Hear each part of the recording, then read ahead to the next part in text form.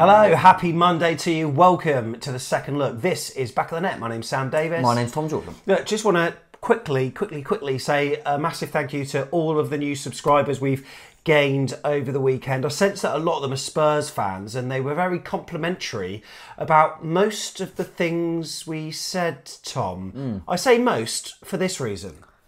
And it makes you work better as a team, and I thought they probably do. But equally, having said that, you know, we got a Tottenham back. They never really won anything anyway. Just saying. Now put your comment into context, Tom. I'm not 400 years old. A lot of people saying they've got this match. I don't know. It was just a passing comment. It's frustrating when I think the majority of fans, myself included, praise Tottenham very highly because I think I was speaking to a friend of mine who's a Tottenham fan, and I said all the times we've played them and we've struggled against them a lot in the past, it's the most front foot I've seen a Tottenham side, and I can see why they're so optimistic and enthusiastic about where they're going with Ange Ball. But yeah, I made a silly comment that seems to have been the main thing that they decided to pick up on. But yeah, I just said they don't really win anything because that's a bit of a meme on Tottenham, isn't it? But I mean, when was the last time they did? I'm literally in my 30s, early 30s. I don't remember all the times when your great granddad and you won the double.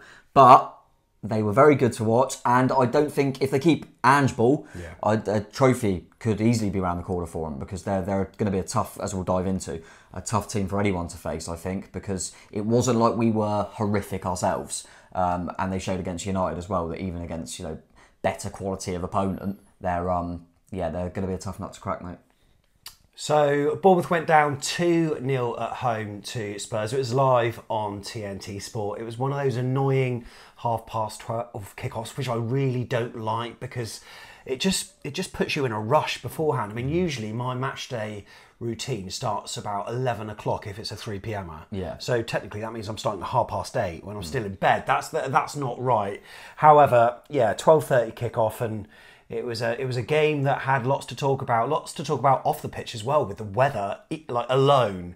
Absolutely crazy scenes at Dean Court with thunder, lightning, sun, rain, wind, the lot.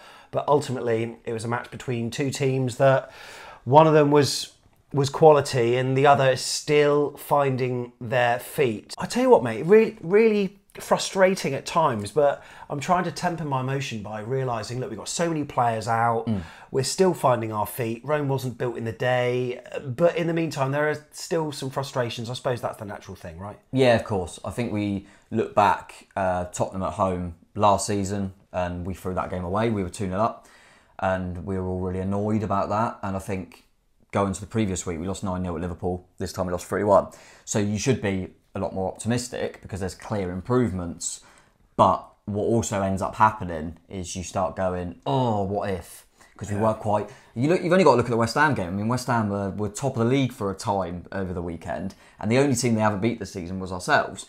But after that game, most people going, oh, we could have won that. Yeah. So that's just the life of a football fan, mate. But looking at it now and reflecting a bit more a few days after the event, I think the fact of the matter was they had a bit too much quality for us. They were more clinical in both boxes.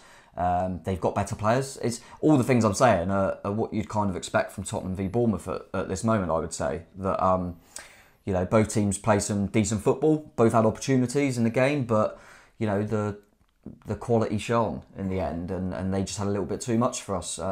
They just had an extra gear to go up.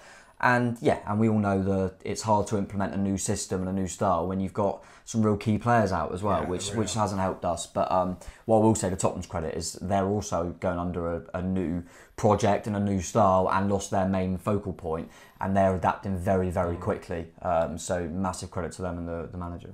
I think the difference for them is their focal point, who everything seemed to go through on Saturday, was fit and has hit the ground running with them, whereas our focal point, I'm not really too sure where it is, but it's clear that we're missing a certain player in a certain position. When Jefferson left, Tyler Adams coming in, not fit yet. I think he's going to be key for us this season, but I'm sure we'll talk about that later on.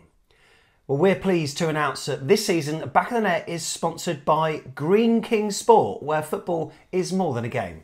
Green King Sport venues are showing every single televised Bournemouth fixture over the 23-24 season. And with more than 900 sports pubs across the UK, it doesn't matter whether you're based in Bournemouth, Barnsley, Birmingham, wherever, you can catch every single minute of the action. Keep an eye out during the season for events, offers, content and competitions that put you a little bit closer to the action. Now, of course, this weekend, Cherries faced Tottenham. It was actually live on TNT. So if you weren't at the ground, we hope you watched it at your local Green King Sport Pub. And I've got to say, mate, I got a few texts on Saturday. Got one from Layla, I got one from Lucy, I got one from someone else saying, Sam, like, your face is on TV in the concourse. I got told that as well, yeah. And I just started going, where's mine? Because I didn't get that gig. So. Rich Neal was also on TNT Sport being interviewed, I think, by Jules Breach. They were. I like Jules. Yeah, Jules. Yeah, she's really good. One thing that I've noticed with TNT Sport is that BT Sport did this when they sort of came into the Premier League sporting coverage arena. They sort of tried to mix it up, and they were broadcasting from so many different areas within the state. So I was looking at TNT Sport on my phone about 11:30 when it started pissing down. Like, I'm not going to get out of the car yet. Yeah.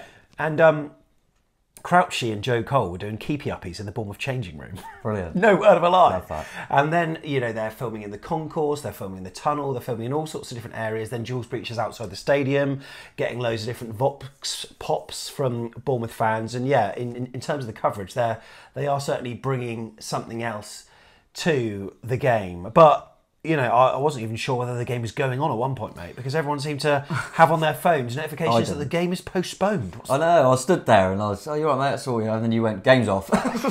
Like, no, it is, mate. Game's off. Then everyone started going, game's off. I was like, what's going on here? And was it, I'm not sure exactly, did it get hacked or something, the BBC, or something weird happened? And it just come up as like a notification, then it postponed. Yeah. Was it BBC? Well, it's weird. I think this is the way it works in football media. I don't know, but there's a central, source that pumps out the basic information, like all the match action. Yeah. This player played a left-footed pass to this player and he scored from outside the box, and that gets fed into certain outlets like BBC, Sky, etc. They've also got their own people there to do some extra coverage, I'm sure. But I've got a feeling that someone who was running that just accidentally hit the wrong button or put out a thing or got hacked. So Sky Sports football app had it, BBC Sport had it, but because people have got their notifications on, are getting these updates, and then game's off, where there's 10,000 people in the crowd already. Yeah. So I saw you in the concourse, and you were like, what? I was about to queue for another pint. I thought I was to stay here then. But and I think when you see that notification, then you look out and see the heavens open, you get a tiny bit of doubt, but you also think, really? Could it have really? And then I start thinking, is there some sort of traffic problem that they've, do you know what I mean? But ended up being nothing, didn't it? We've had it postponed for stadium damage before at Forest. We've had it worked out all right, didn't it? Yeah, worked out all right. And I thought, a little bit of a downpour, game's off, but anyway, not the case. So 11:30 then, teams come out, and this is what we got then. So for those watching on YouTube, you can see the teams here, so I'll talk you through it. Neto from right to left at the back, Aarons, Zabani, Kelly, Kirkes, then Christian Rothwell just in front with Billing, just in front of them in that kind of triangle. Cliver on the left, Semenyo on the right, Solanke up top. For them, James Maddison was starting after rumours of him being out, and it turned out that he was the pivotal figure for them. I think we can actually pick out a number of players for Spurs that had great games, and we will do throughout. We'll try to be neutral, but when you see that, so first thing I always do, Tom, is look at the starting 11. Of course, right, and then I think, Kelly's in. Senesi must be injured. Scroll down. Oh, he's on the bench. Yeah. So I thought, maybe he's got a slight knock or something. But as it transpires, it was for tactical reasons. And in hindsight, I'm looking back at that thinking, oh, God, that was a bad decision. It was. You can't argue it when you lose the game 2-0. I guess I can see it to a degree in terms of what our managers ended up saying, that it was a pace thing. And Kelly's got the pace over Senesi. Didn't end up working. Actually, I wasn't too. I think in the preview I said we'd go on change. Obviously got that one wrong.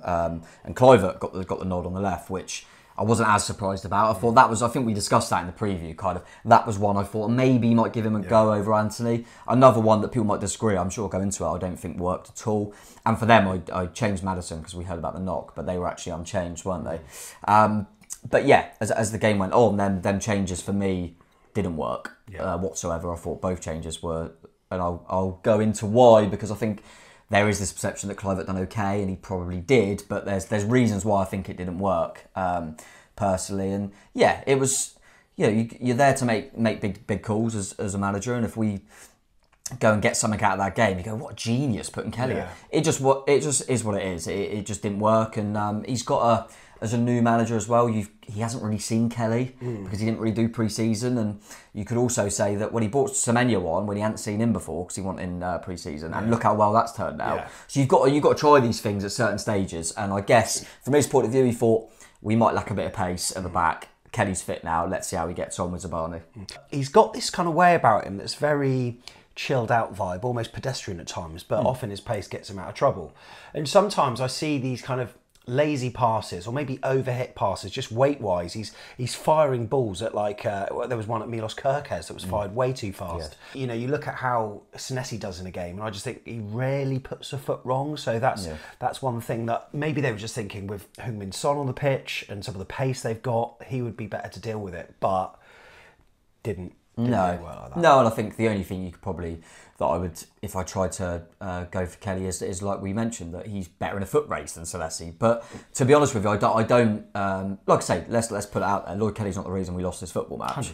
100%. And Lloyd Kelly hasn't suddenly turned to an awful footballer. I don't see, just my opinion, I don't see how he's a better defender than Senesi in any way, really. Because yes, he's got more pace, but I don't think he's got more pace in his head. Senesi reads the game far better, in my opinion. Obviously, the goals aren't really anyone's particular fault, but I think, okay, you've got pace, but then people ghosting past him anyway because they were a step quicker in the head. So did it really matter? I don't think his pace got us out of trouble too many times in the game because of the way they played it, but it wasn't like he was the only one that had an under-par game or anything. But I think when there's an obvious change and an alarming change in terms of the lineups, you're going to focus on it a little bit more.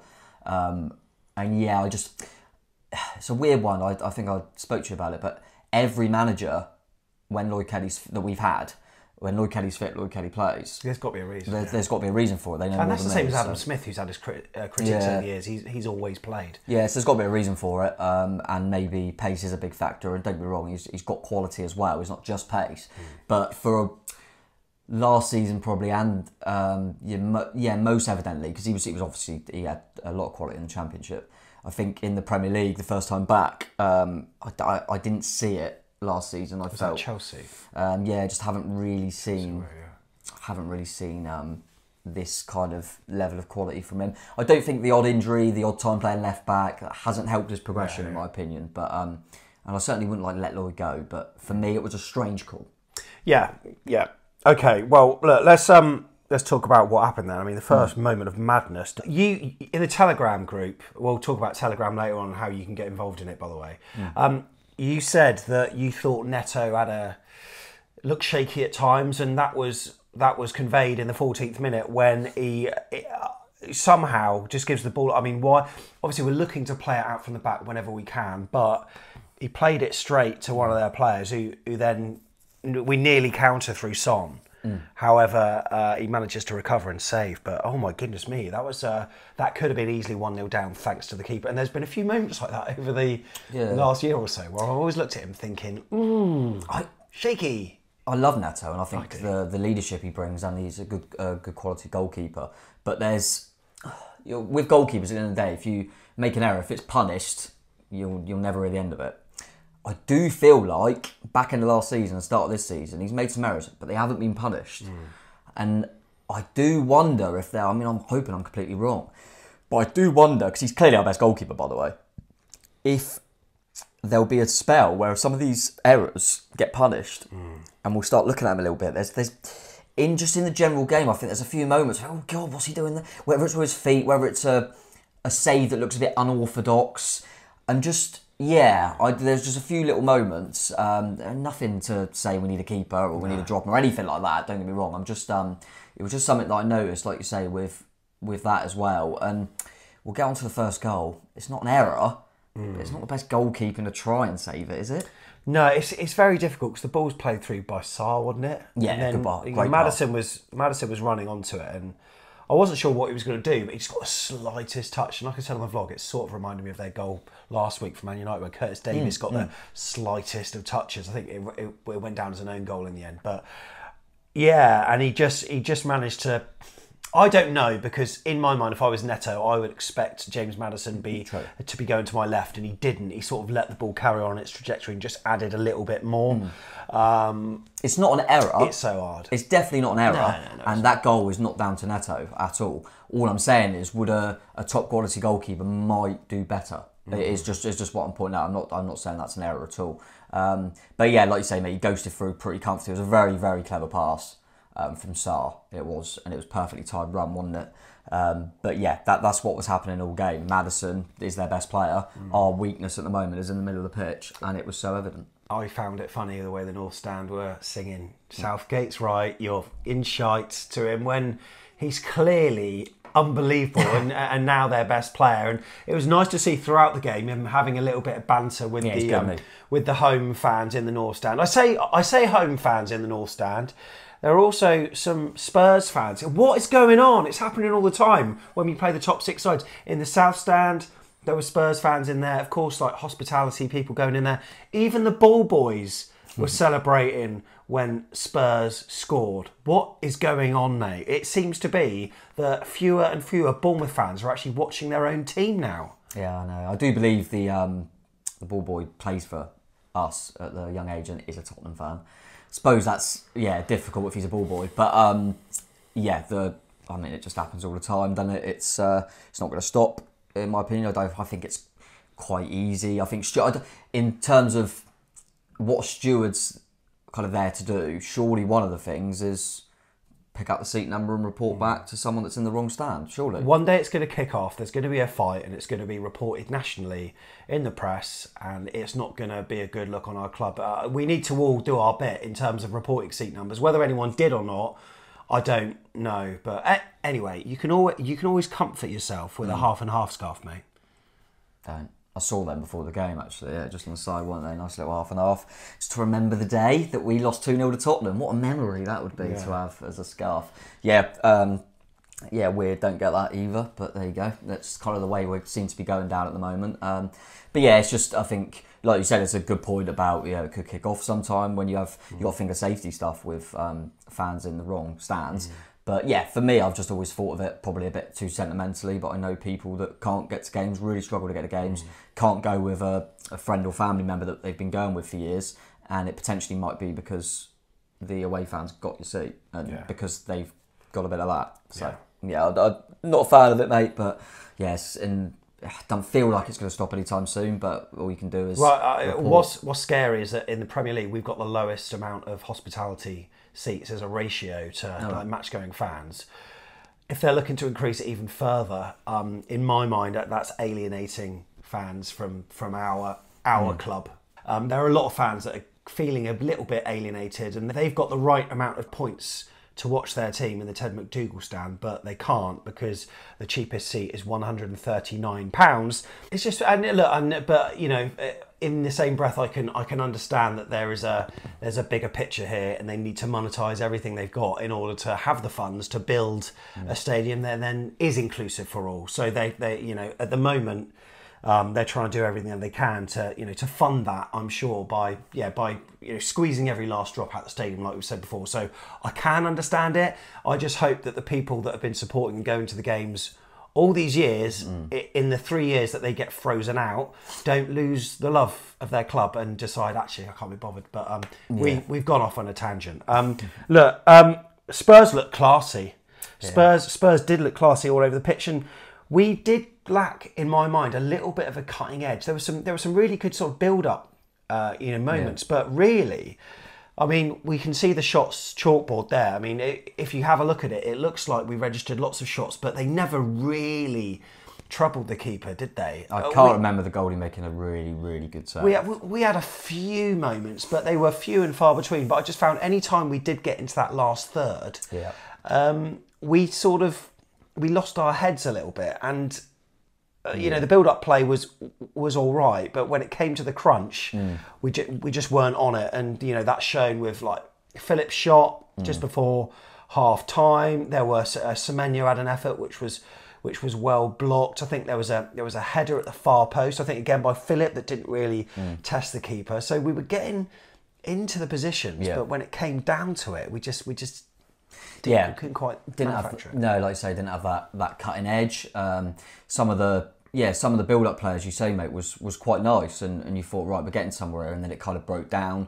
Probably credit to Tottenham, they defended it quite well, got their bodies in the way. But yeah, again, as I feel like I've been saying ever since we started the channel, mate, Dom Solanke is quite isolated at times. I don't think it's helping. Like, it all goes back to this midfield issue, in my opinion, because Philip's too deep, but he's being told to be deeper. It's not his fault.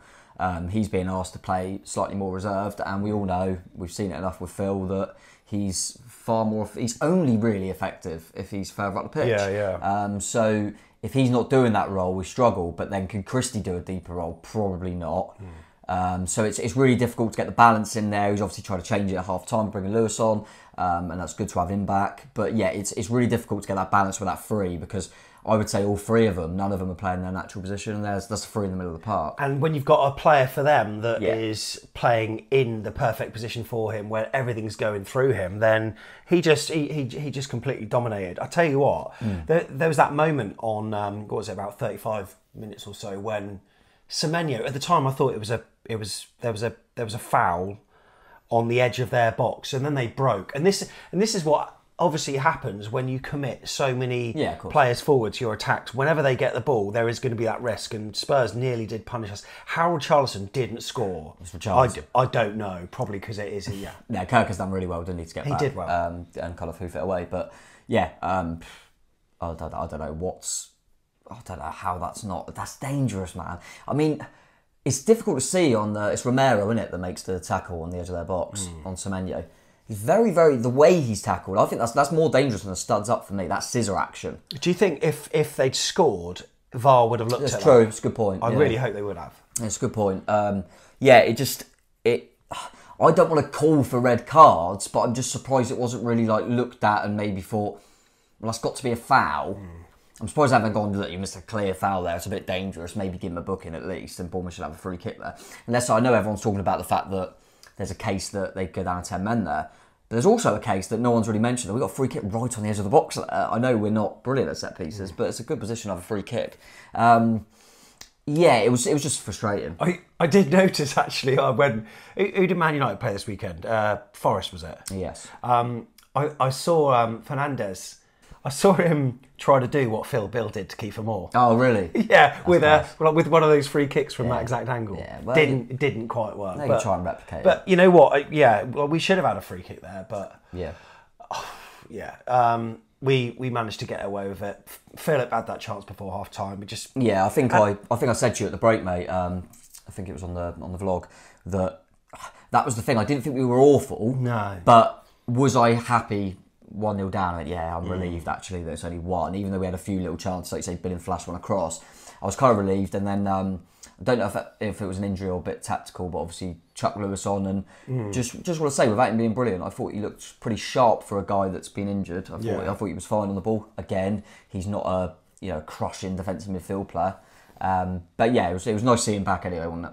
Yeah, he came off at the expense of Joe Rothwell, who, I don't know whether there was an injury or whatever, but he wasn't quite at it, and you could say that he was at fault for, partly at fault for their goal that they did score. The second half, tempo wise, was a lot better, I thought. Started well, I thought. Yeah, we started well, but without really any end product. I know that Semenyo had that shot that he kind of he got his left foot around it, and it nearly troubled the keeper, but just went to the side netting, as you said.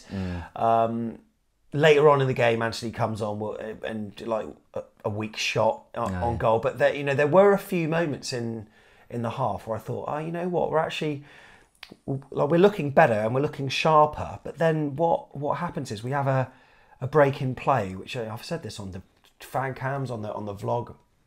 That's what happened at Liverpool. Just this break in momentum, this shift where there's a few changes, and there's quite a few, I think, for either side. Yes. Because they bring on Perisic, Højbjerg, but also then we bring on Anthony and Traore. Yeah, which at the time felt like good subs for me. Yeah, that's right. We all know everyone was screaming for Traore to start because of how good he was at Anfield. I thought he was hopeless when he come on. Yeah. It's a weird one with Traore, isn't it? He seems like he either changes the game or he doesn't really do anything. And yeah, it didn't work for Jane. I think the main thing was, I think Andoni said this, didn't he, that I shouldn't have taken Ryan Christie off. I wanted to be a bit more offensive. And I was surprised he was so upfront about that. Yeah, I think Tom Crocker from the Echo reported that you don't tend to get such upfront honesty from managers on decisions so quickly after, but it was a regret of his, and he felt that Cherries were worse off after he did. And can I just talk about that pirouette that he did? Oh, brilliant. From like Neto's, was it like a goal kick or something? It looked like it was going out of play. Oh, brilliant. And then unbelievable. That was in the first half, but that was absolutely phenomenal. And I thought that he's having a good game. He works so hard. He had a shot on target. And Match of the Day must have shown it, right? Nope. Ryan, he gets finally. He's probably got there, hasn't he, with the wife and kids. He's gone. I had a shot on target day. They go, no, you didn't, Ryan. Don't be ridiculous. Watch it. Didn't show it. But no, he was really, really good. I think we forget that. Was it? I might be wrong. I think it was the Lorient game he couldn't play. Yeah. He had like a slight issue, didn't he, at the end of pre-season? So I think he is being careful with him, and he presses so hard, works so hard. So I think he thought, I'll take him off. I want to kind of keep Semenyo and Billing on. They got a bit more. They got more of a goal threat. And I'm not being funny. At the time, everyone's going get Traore on. Yeah. And I thought people have made this thing about just going to go into the Kluivert. Obviously, he got his first start. And people have said, which I get, Kluivert was quite good. He's one of them typical players that he dribbles at people, so you think he's playing really well. I don't think enough people have spoke about the fact, I talked about this with my dad actually, that we were getting our joy, particularly in the first half, down that right-hand side with Aarons and Semenyo. Even though Kirkes was brilliant, we said about the clearance off the line, he couldn't get forward enough because he didn't have any link-up with the wide man. Yeah. Do you remember last season when Zamora and Anthony, it was always really good, and then suddenly Anthony, you go, Anthony's not playing very well, you drop him, and then Zamora's not as good. Yeah. Anthony, I think, gets a lot of criticism because maybe he's not as good on the eye as your Kluiverts and other people with Tara and stuff when they're fit. But the left back's never as good. They're never as good if Anthony, because Anthony's very clever at linking. Yeah. And I'm not saying that's the be all and end all, because he needs to produce more, and he hasn't been good in the first two games, really, for his standards. But I felt like, as much as Kluivert wasn't bad, and he tries to do things and plays off the cuff a little bit, I think we lost a lot from Kirkes. Yeah. I really do. I don't think the balance looked right on that side, and I think it was quite obvious that Aarons and Semenyo was more of a threat than the other side. Yeah, absolutely. So I got bringing Anthony on for Kluivert, and like I say, I got Traore coming on because of how good he was off the bench the week prior. I did like some things that Kluivert did. I actually quite like his directness. There was this marauding run he went on in the first half where he basically started from the left wing position, but then ran diagonally across the pitch, almost to the right apex of the penalty area. And I was thinking, if you're a right back for Spurs, what on earth do you do if he's making that run? Do you, do you go with him? It must confuse. And we created a chance at the end of it, and I sort of like that randomness. But you're right. Definitely. I don't think. That big chance that we had with Phil Bill, that actually came. I thought that Kluivert passed to him. It wasn't. It was a shot that deflected to Phil Bill. Yeah. And don't get me wrong, I think he's going to be a good player for us and key for us, because I think he's going to offer a lot. I think he will have goals in him. And I like him. It's his first start. It was just a point that I hadn't seen from Fancad stuff really discussed, that I felt like it took a little bit away from Kirkes going forward. Yeah. Just because there was less of a link. Because I don't think Kluivert's as much that sort of player, which is fine. You want your wingers to be different. But he's not someone that I can see linking up that much. He's a bit like Dembele was. He's better than Dembele, but a bit like what he was. So I kind of got, and put it this way, I thought Kluivert done okay. Do I expect him to start in the next league game? No. And that kind of says it all to me. I don't think he'll start now. I think he'll look at him and think, I preferred what we had with Jayden. But yeah, like I say, I thought the subs were good. It just weirdly, and fair play for Andoni for saying it didn't transpire and they scored straight away. Yeah, and it's and again, like I said, a moment of significant change in the match, and it sees us concede immediately afterwards. And we've talked about Lloyd Kelly and the fact that we don't think any goals are direct, but the replay makes it look really bad because there's an angle where Kelly looks like he should clear it, and then out of nowhere Kulusevski then just ghosts in and manages to get that deft touch on it. But it was a good bit of play with Udogie, who you pointed out on the preview, pulled it back, and then really nice touch. But there was one replay that does make Lloyd look quite flat-footed. I I've got to say. But it wasn't just him. No, because Kulusevski's come from that right side, so maybe Kirkers could do a little bit more. Yeah, exactly. There's loads of things that happen for that goal, for sure. But yeah, it was a real killer because, like you say, that we felt like we were doing all right. We made the subs to try and impact it even more. And then here we go. It was a bit like you said at Anfield. They got to send it off right. Here we go. And yeah, so it was a bit of a killer. And then you know that we're scrambling a little bit because the subs aren't the level that we want them to be. That's no disrespect to the subs, but you think, oh, now we're just going to bring players on kind of just to see what happens. It's not really any sort of approach because we haven't got the bodies. But yeah, it was frustrating. I think as soon as they made it 2-0, I thought we probably should just get out of here now because I felt like it was more likely they were going to go third. In the second half, though, I did think that Semenyo was a really bright spark. And on Telegram, we'll talk about that later, as I say, but you gave him your man of the match, and I completely agree because it's just the way he almost bullies players and he barges into them. He uses his strength to his advantage and he wins the ball back, and then he goes on a run. There was that run where the referee actually quite correctly pulled it back for a free kick, but he nearly set us through then. And I don't know, like there's a directness about him that I really like, and those are the kind of players that really get fans up for it when definitely. you see players actually playing for the shirt. And I think he had, but like you said, I think he came off 70 minutes or so. Yeah, he sort of ran out of steam a little bit, and like you would if you play like that. Yeah, no, absolutely. And again, another player that he obviously missed all the pre-season. So, and the way he works, I genuinely didn't realise the strength he had. It's the way he kind of wins the ball back, gets his body in front, and I want to put my hand up because I remember at the start of the season we were kind of going through players, and I went, it seems like we haven't seen much of him yet, but it feels like he's just like. Is it an upgrade on Jamal Lowe, really? Yes, it is. We hadn't seen enough of him. He feels like a new signing. I didn't think he was this good. I don't think anyone did, because before the start of the season, no one was ever talking about him in anyone's best 11s. Yeah. No one mentioned him. He's been different class. I'd probably say him and Kirkers would be our two, 3 games, but they'd be our 2 best players. And yeah, I love what Semenyo brings. Be interesting to see, you know, if we're looking to maybe rest Solanke, say, for the cup and stuff. I wonder if Semenyo could be a handful up top. I'd love to see him there. Why not? Yeah, it'd be worth a go. I love him wide, and you don't need to change it, but that's what the cup's there for. Maybe give him a little go up there. Maybe you can go in the cup and you go, hang on, let's go 4-4-2. Let's put him with Dom or whatever. But yeah, I like what he brings, and as long as he stays fit, I think he's going to feel like another new signing, mate. So yeah, really impressed with him again. I can't remember. I might be wrong, so you might remember. Did they name a man of the match in the stadium? Because I can't remember hearing it. No, I can't. Actually, no, I can't remember. Do they not do it when it's on telly because the telly do one? Possibly. Maybe, but I can't remember hearing it. But I thought, I put a poll up on our Instagram, and there's different polls you see, obviously, about man of the match, and I didn't see anyone say anything other than Semenyo, to be honest with you. Statistically, who do you think that who scored put as the man of the match statistically? For us? Yeah. For us, Semenyo will definitely be up there. Semenyo will be up there. Who else would be up there? Let me just try and think. I think Aaron's done quite well. Well, statistically, it was Zabarnyi. Yes, I said that on bloody Telegram. You did, and that's because of the blocks he made. And I thought as I said, when I put the man of the match poll up, I thought everyone's going to vote Semenyo for. But Zabarnyi should be a close second. But I think he come fourth. I think Christie and maybe Kirkers come ahead of him.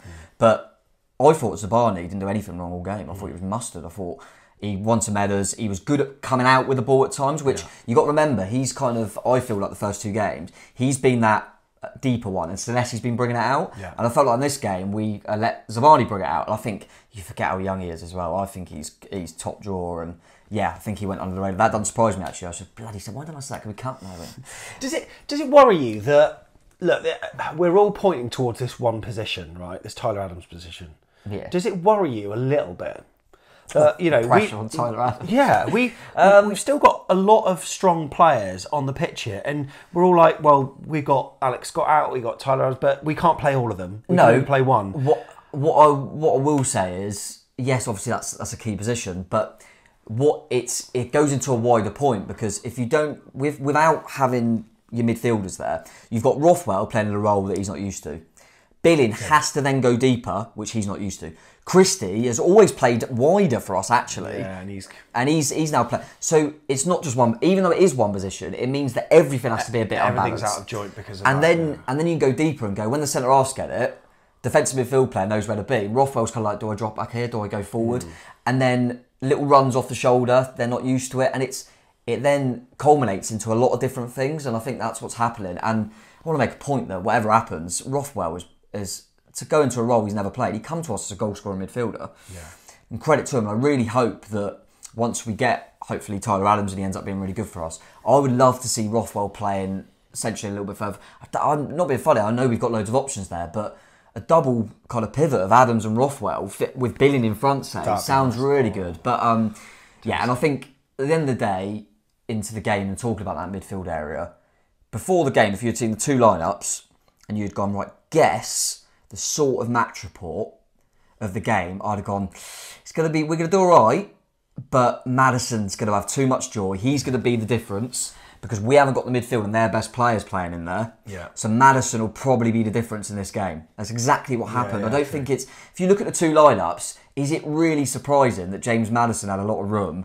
Yeah, so much space. It was the worst team to play when you haven't got a defensive midfield player because of the way Maddison... And before the game, we thought he might be injured, and that... I'm not saying we would have won, but how much of a difference would that make? Yeah. He was...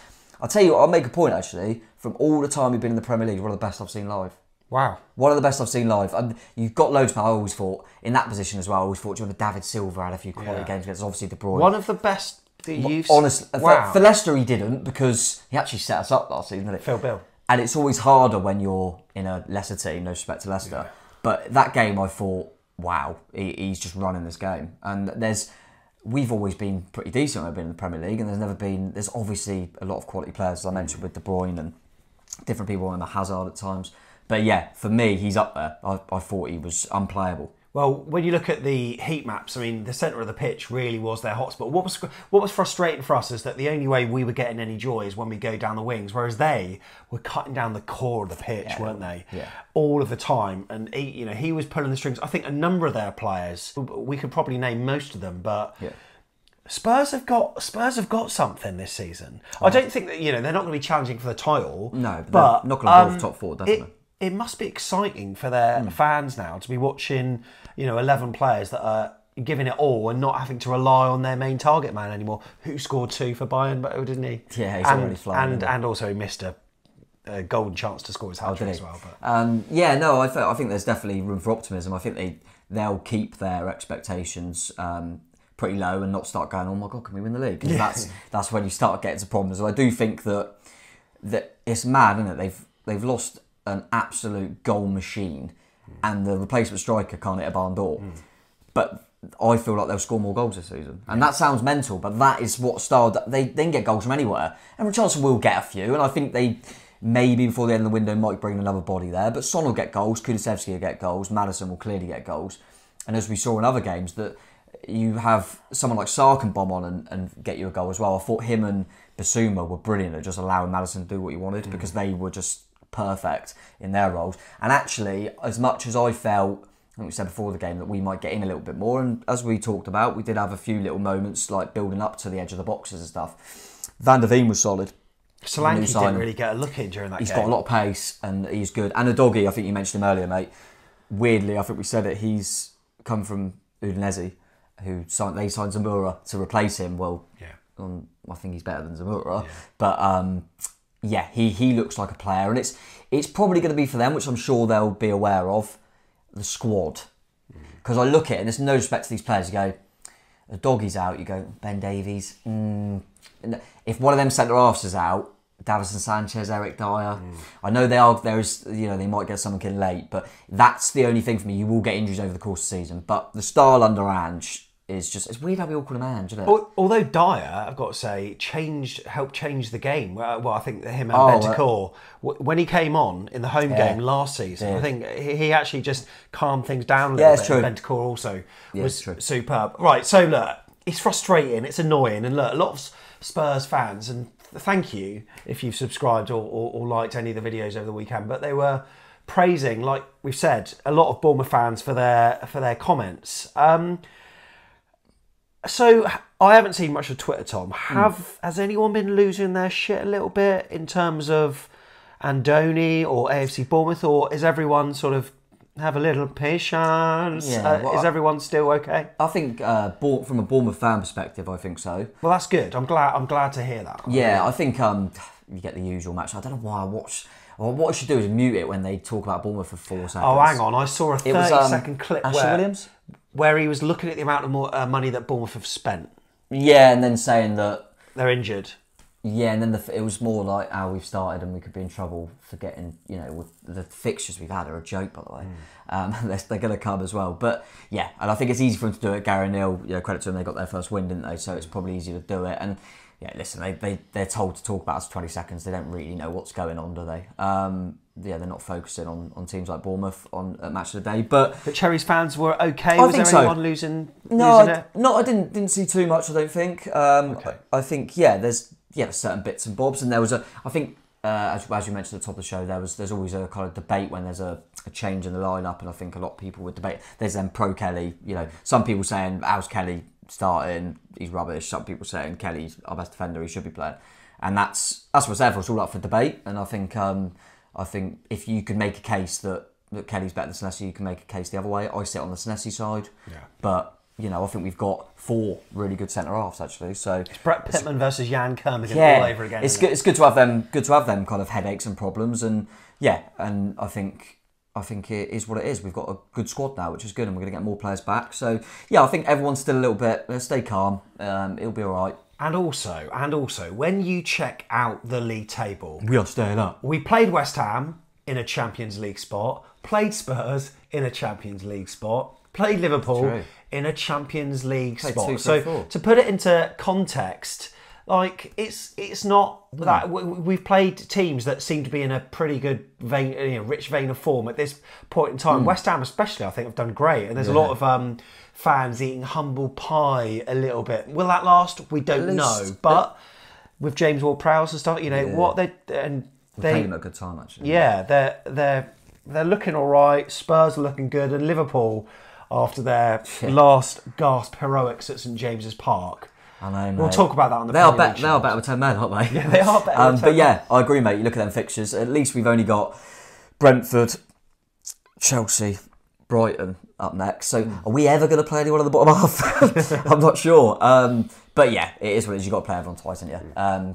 But yeah, it's like you say, mate, I don't think we've been a million miles off it in all games.